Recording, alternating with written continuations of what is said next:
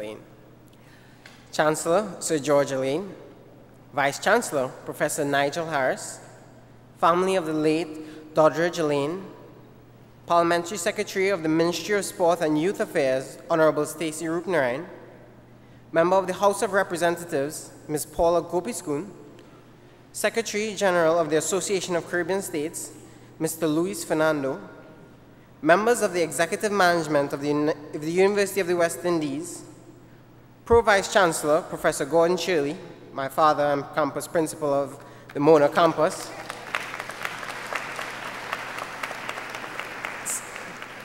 St. Augustine Campus Councilman, Governor Ewart Williams, President of COSTAT, Mr. Emmanuel Gonzalez, members of the St. Augustine Campus Management, Public Orator, Professor Surajpal Tilak Singh, faculty of the St. Augustine Campus, and permit me to acknowledge my mother, Dr. Angela Shirley, in the Department of Mathematics and Computer Science.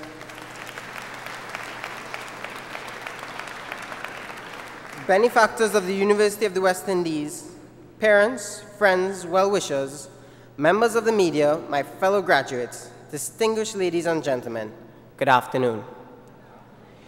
It is my honor to represent the graduates of the engineering and law faculties this evening.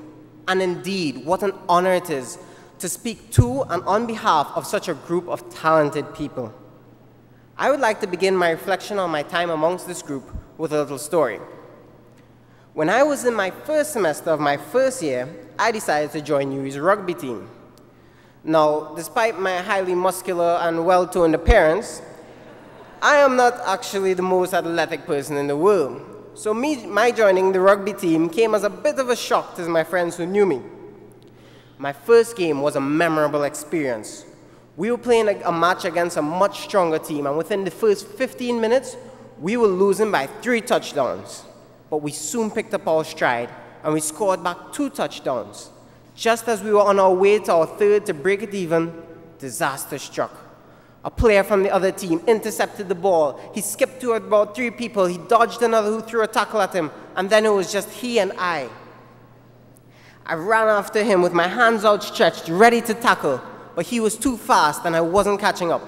I ended up running across the entire length of the field with my hands outstretched like this, an event which would later lead to the team nicknaming me Kobo.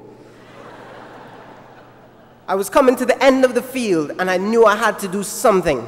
I put in that last burst of energy. I pounced, I leaped, and then I fell flat on my face in the mud, only to watch my opponent cruise into his next touchdown. At this instant, I had a flashback to the last training session 2 days before. In that session, the coach pulled me aside and he said, in every player's first match, he will have an experience. He's going to get hit, and he's going to get hit hard when he least expects it. At that time, he will either rub the spot he got hit, say it's not worth it and give up, or he'll get back up, brush off those shoulders, and get back into position. In remembering this, I got up, brushed off my shoulders, looked back at my coach, and I ran back in for the next play. Today, all of you who came on stage here to receive your certificates did so because you too chose to brush your shoulders off and keep running each time you were knocked down in this big, tough rugby game of academic pursuit. And really, it isn't too far off to say that getting a law and engineering degree is a lot like a rugby game. While preparing for this speech, I took the opportunity to talk to many of my peers, people from different departments, from different countries, from different high schools, people of different personalities and backgrounds. And they all gave me the same answer to 2 of my questions. My first question was, what did you think of this degree? And to that, they all passionately replied, it was stress. They talked about not having breathing space or the difficulty and extent of the workload. And I agree. We often had little time to sleep, let alone have fun. As one friend once told me, when you go to check your grades, just remember, F is for Facebook. However, what was much more surprising is how unanimously they answered my second question. Would you do it again?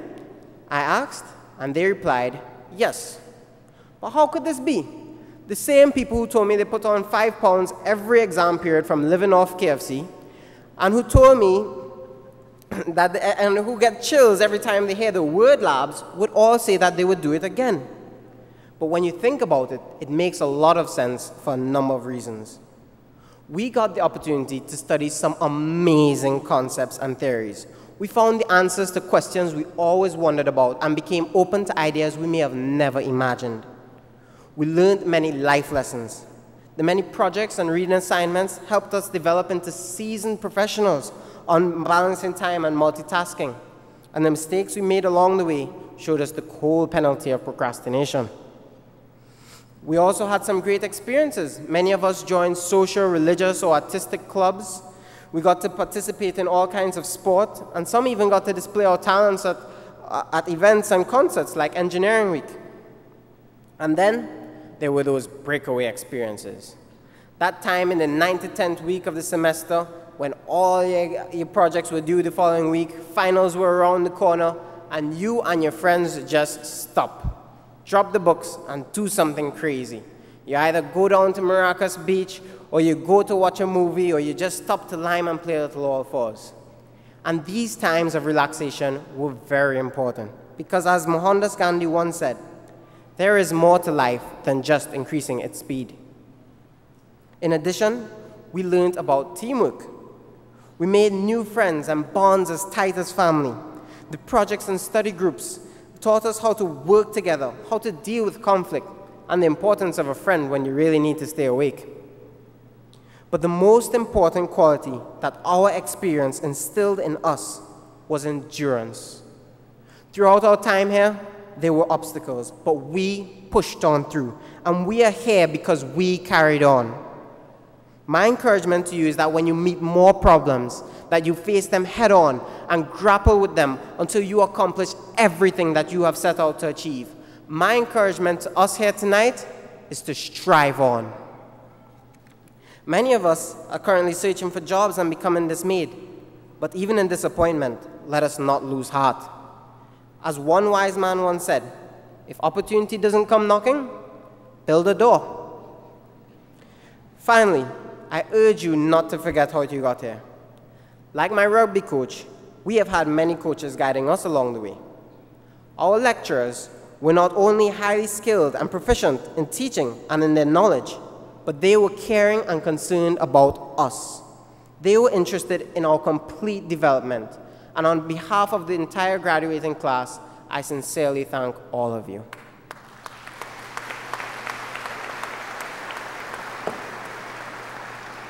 Moreover, we have also had our parents and guardians and family standing in the distance, watching out for us, supporting us, and letting us know that they were always there for us.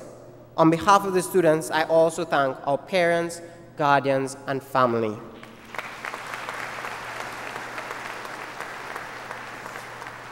It is indeed a great honor to be a member of the graduating class of 2010 in the 50th anniversary of this great institution.